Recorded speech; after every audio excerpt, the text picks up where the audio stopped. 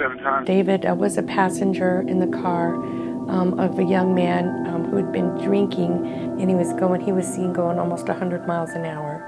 He hit a median and then rolled several times and ejecting my son David.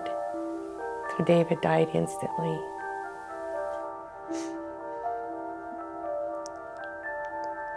I just felt agony and disbelief, honestly. That was the last time I saw David. I couldn't take it. I mean, somebody that you know for a long time and you have to find out that you're the cause of their death, just... You know, I was just deeply hurt. You know, to lose a brother is, you know, it's hard to describe the emotions that you go through. And I felt sad for Dan and his whole family and all the pain we're gonna feel from here on out. It's just not fair.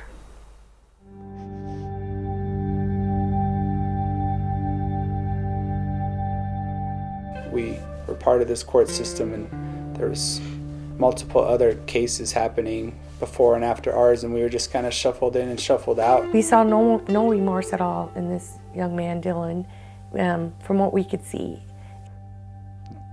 They all just looked disgusted that I was coming through, and I don't know, it was hard to look at the family in general. Just knowing what I did to them and knowing how much they hated me at that time, I was very scared through most of it.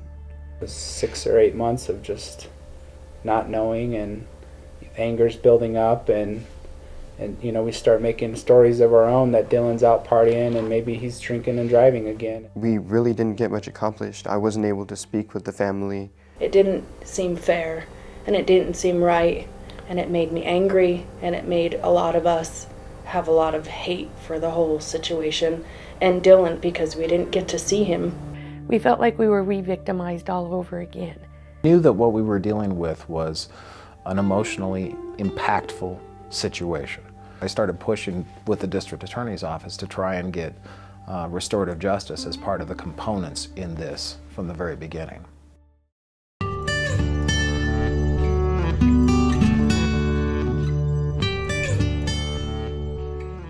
The Restorative Mediation Project is basically a collaborative of people who are coming together to promote awareness and use of restorative mediation in the resolution of personal injury and medical error claims. The objective on restorative mediation is, of course, to get the parties together to understand the process, what has happened, the feelings that have been going on, so that they can heal whatever hurt is there, because there's hurt on both sides. Restorative mediation can work in car accident cases, it can work in medical error cases, it can work in cases where someone falls on someone else's property. Basically in any case where there's been someone who's done something wrong, a careless or negligent act, and they need to repair the harms that they've caused. We wouldn't use this process where there's some dispute about what happened. When restorative mediation is used, it hastens the process itself, or the procedure. If you've got litigation, for example, it's going to be done quicker. It's about helping people heal as completely and as fully as possible so that they can get on with their lives. We have some ground rules. One is that we listen to each other respectfully. No profanity. I want you to speak only when it's your turn. To listen is more than just getting ready to speak. So when it's time for you to speak. Our pain is just huge, and we're here today so that you could see our pain.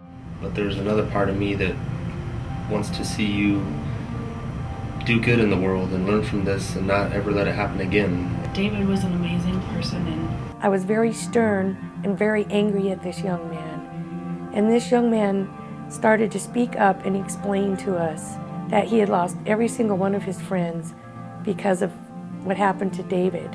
I had wanted to apologize since I did it, but I wasn't able to speak with them. And once I had the opportunity to apologize, tell them how sorry I was and that I never meant to kill their son, that I would give anything to take that back that night. It was so good to just look them in the eye and tell them that I was sorry. And I started really crying hard, and Dylan got his Kleenex out and handed it to me, and it was just It was just really great from there on out. On that day, the day of the restorative mediation, I forgave him there, and I never thought going into it that at the end of the day I was going to be forgiving him and embracing him, hugging him, you know. And right then and there, like, I stopped hating him. I actually started loving him as a person.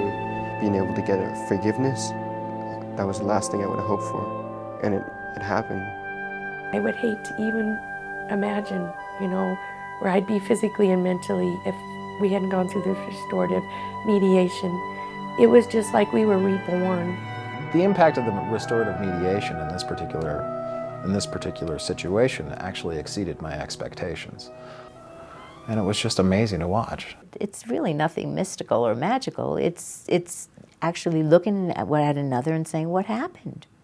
To the extent that we can improve that system by putting some vehicles in it, like restorative mediation, that cut down on the cost, make it quicker, more efficient, I think it's a great thing. This is just amazing. There is no anger left. I mean, the pain will never go away from my son. I love him and I cry every day. I have forgiven Dylan.